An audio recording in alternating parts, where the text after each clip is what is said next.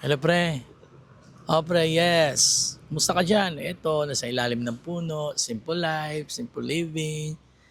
Ngunit okay naman takbo ng negosyo, mga pre, ayos ah. Ikaw pre, stress ako pre. Bakit?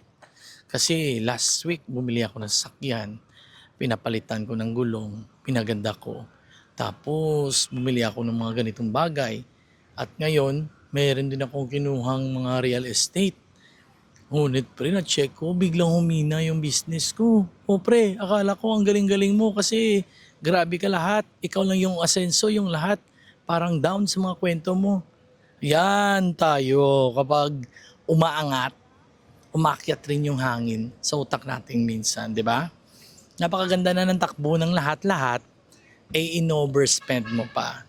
Tapos, nawawalan ka na ng mga suppliers, nawawalan ka na rin ng mga solid na kaibigan na nagtitiwala sa'yo dahil kasi ang motto mo ay paghintayin mo sila.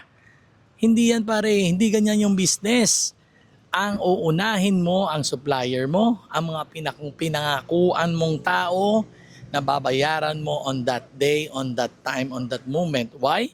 Because you build or you're building trust with them. Sila yung kaagapay mo, lalo na kapag isa kang negosyante.